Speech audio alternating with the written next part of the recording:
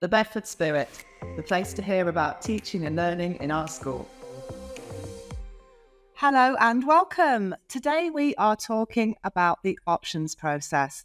It's that point around the middle of your child's academic career at Bedford where we start to think about the future and we start to think about what we might want to do when we leave school and how our GCSE choices are going to feed into that. Now, Mr. Corwell, who's our Deputy Head in charge of teaching and learning, is joining me today to talk all things options and tell us a little bit more about the process. Welcome, Mr. Corwell. Well, thank you very much, Mrs. Moss, for inviting me to discuss all things options. So I know you have a daughter in Year 9 at the moment, and I've got a son in Year 9 as well.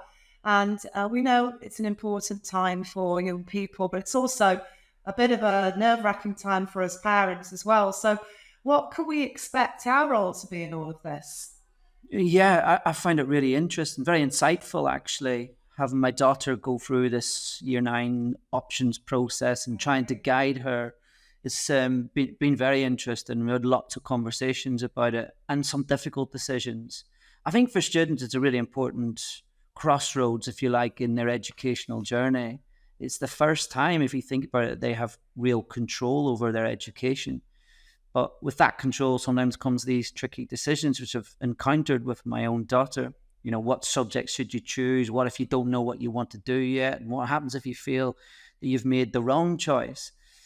I just think as parents, there are certain things that I've certainly learned that we can do to support our child. And I think communication is really important in that.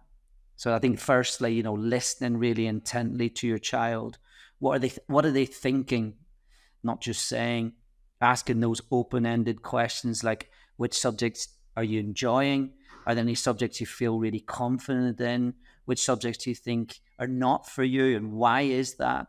What could you see yourself doing in the future? So opening up those conversations post-16 and beyond post-16 into the employment and job field. What skills do you think you have that would support you in what you move forward with? It's natural for parents to want to guide your child in the right direction, but I think it's important not to take over or put extra undue pressure on your child. I think that's the first thing, just listen intently. And the second thing I think I've learned is to really explore the strengths with your child, to allow them to understand better where those strengths are, and use the screening report that you get from school to support you with this, because that'll tell you how well they're progressing. But also consider what they like to do in their free time. What extracurricular activities do they do? And so considering their personal attributes, their skills, interpersonal skills, communication skills, numeracy skills, the reading and writing. And writing is really important because a lot of exams will expect extensive writing in their assessment at GCSE.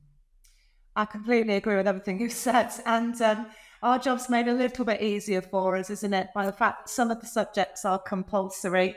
There are some options, as we call them, but some of those subjects, they do into Year 10 and Year 11, don't they? Which ones are those? So the compulsory subjects are maths, English language, English literature, and combined science. So combined science that's two GCSEs, compulsory.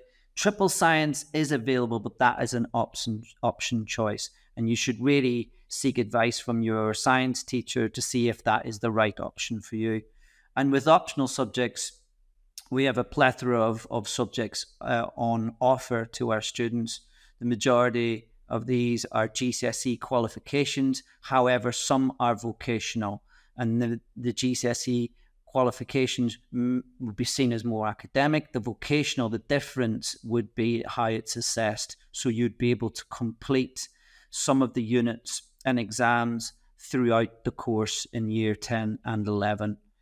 At least one of the 4 option choices must be Spanish, history, geography, or computer science to align with the EBAC. And then after that, you are choosing 3 choices from the optional subjects list. Okay. So in terms of the process from beginning to end then, what does the options process look like? Well, the process is really important, I think, to support the students, get them thinking, get the conversations, communication going between the child and the parent, child and certain staff. So it starts really with the Year 9 Options Assembly and when they return after the half term in February. So, and they will also at that time get an options booklet which provide all the information they need, including the list of options available to them. That's very shortly followed by the Year 9 screening, which parents should get by around the 3rd of March, so early in March. And of course, that's going to be really useful to informing where their child or where your child is doing well. Then at that time, that coincides with our Careers Week, which is really quite exciting. This is when, in all forms, they are getting key information about the jobs out there, the careers that are open to them, lots of really solid career advice. And that all culminates in a careers fair. We invite lots of people into school to talk about the careers and the courses that are available in local colleges. Now, already Year 9s are having assemblies. They've had 2 assemblies recently, for example, with 2 different colleges. And one was based on their options and one was based on apprenticeships. There are key messages in Year 9 form, during Year 9 form time at the minute. So there is an ongoing information load that's coming at our Year 9s, all to prepare them and to widen their knowledge about next steps and links to careers. And don't forget, in term 1, we had in November, all of our Year 9s went out on the Wigan and Lee Taster Day. So after this, we've got a parents' evening on the 6th of March. Really important, obviously, that all parents attend that, because that is an invaluable opportunity to discuss with individual teachers on how well their child is suited to that particular subject. And then crucially after that, we have the individual options meeting, and that's when parents and child meet with either a member of the leadership team or the Year 9 pastoral team to decide make further decisions, trying to just finalize thoughts and decisions. And I think that's important. Oh, those individual options meetings that your team provides are so useful, aren't they? They are, because in each of those meetings, and they'll take place from Monday the 17th to the 21st of March, and parents will get a letter about the details of that time and date. But yeah, this is not something that my daughter's school offer, and I wish they did offer it, because I think at this point students are usually quite close to finalizing those choices, but they're often undecided in 1 or 2 areas. Yeah. So this meeting can really help to finalize that and help them make those final decisions. So I think it is a really important part of the process there. I agree. Again, my son's school doesn't provide the same opportunity, so we would urge parents to attend that meeting and have those open discussions with school leaders. So the deadline for all of this, then, when does that take place? To Wednesday, the 2nd of April is the deadline, yeah. Okay.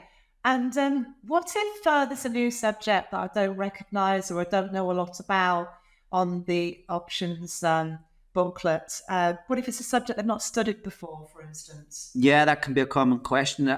Start with the options booklet. Look carefully at what the course entails. How is it assessed? How well does that subject suit my skills and my talents? Does it fit with where I want to go? But of course, we offer taster sessions for the new subjects, and we also build it into the Key Stage 3 curriculum. So there should be an understanding of the diet involved in that subject. Yeah, indeed. So what are the most important factors to consider when the decision making takes place then? And any potential pitfalls there? Yeah, it's a good question, an important one. I think the key is to balance what you enjoy with what you're good at. And I'm sure lots of students and lots of our children are told this. But it is important. It is true. If you already love a subject, it's a good indicator that you'll stay motivated, and engaged whilst you study it. Alone isn't enough. I think you need to look at your strengths. Where are your grades currently strongest?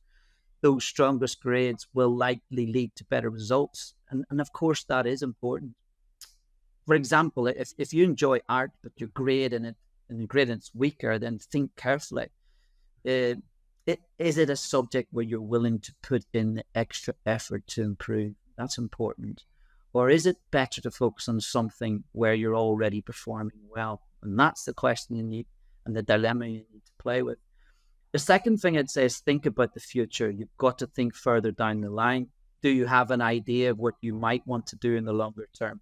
And if so, are there specific subjects that might align better with your goals? For instance, if you're considering a career in engineering, well, maths and science are obviously priorities, but they are already compulsory subjects. But as an example, but if you're not sure what you want to do yet, don't worry. That's completely normal, and we'll talk about that in a minute, actually.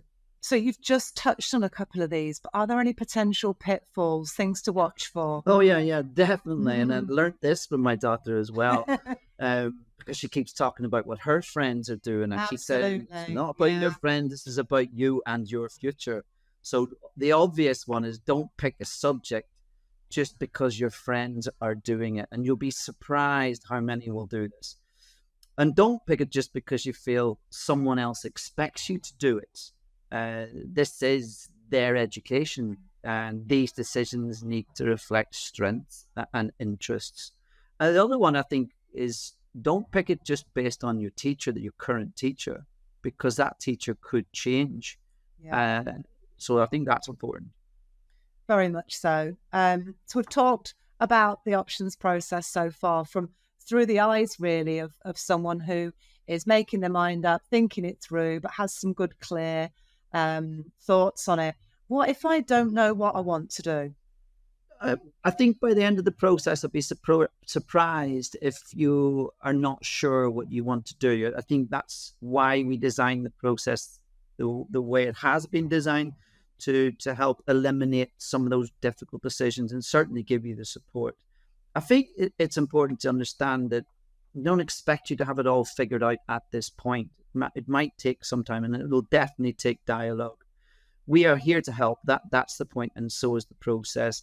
Parents' evening will be really important because that is the individual conversations, as will the options meetings when you're really getting into finalizing those decisions. But we also recommend talking to subject teachers at any point, or any staff. People in our school are always happy to support and help you with that. And remember, you don't need to pick all your future career-specific subjects at this stage. For most students, a broad and balanced range of GCSE will keep their options open later. I think it's important to understand that it's normal for people to worry about not making the right decisions and not knowing what to do. That's right. And it's a general certificate at the end of the day, isn't it? So it could be a broad range of subjects, whatever they do. Yeah. So if I make a mistake, what can I do? What if I make the wrong choice? Well, I think there's no perfect set of options. That's for sure. It's different for everybody. And it's very unlikely that one wrong choice will affect your future. What matters most, and I think this is a really important point, actually. What matters most, I think, is you achieve the strongest, the best grades possible with whatever you do. So that requires work, it requires effort. And actually, those two things will be far more important about exactly what you choose. And of course, what you choose is important. But I think further down the line, if you're talking about colleges and universities and employers, well, really what they want to know, will this person work hard for me? Will they put the effort into it? And the grades will show that.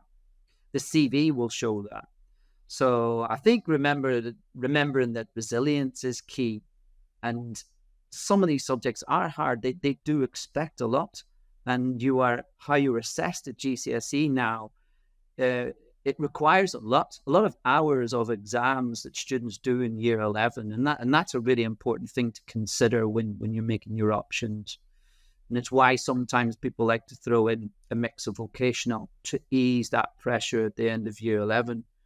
So yeah, there will be challenges, but there is a need to be resilient. There is a need to work hard and put the effort in. And sometimes that can be just as important as making the right choices. Absolutely. You don't know what the future's going to hold. For instance, I didn't get the opportunity to do GCSE drama when I was at school, and then I picked it up later in life and did a degree in it. So you can always make some choices later down the line. Yeah. And so final thoughts then, Mr. Corwell, sum up. Yeah, I would sum up really in three ways. Firstly, choose subjects that you enjoy and where you think you're going to excel best.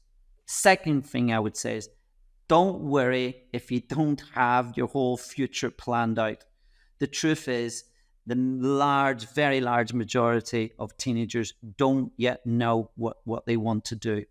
And that is completely normal. But consider it, think about it. And the third thing is, and if things don't go as planned, focus on doing your best in all subjects. The effort, the hard work is really important. Good grades will give you that flexibility later on.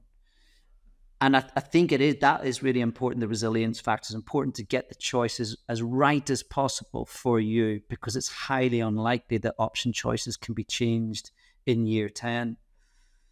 Making GCSE choices, I think it feels daunting, miss. I think there's no doubt about that. But it's also a very exciting opportunity, taking control of your education, doing those subjects that you really want to. And some students enjoy actually leaving certain subjects behind. I think we need to be honest about that. So if you're a parent, I would strongly encourage you to talk as much as you can with your child. Encourage them to think, not just say. Think about their strengths and interests. And if you're a student, I would say, listening to this, remember that this is just one step in a much bigger journey. And that's a great place to finish. Thank you, Mr. Corwell. That was inspirational. I've got to say, I feel much more prepared to help my child through his process than I did a few minutes ago. Yeah. So I hope it's been helpful to you listening at home as well. If you've got any questions about any of this, the booklet, the meetings, we'll be sharing all of this information through our usual communication channels and at Parents' Evening really shortly, as Mr. Corwell said. But you can email us and you can call us if you've got any initial questions linked to the whole process. So thanks again for joining me. Thank you, Miss. Today. And thanks for listening at home. Bye for now.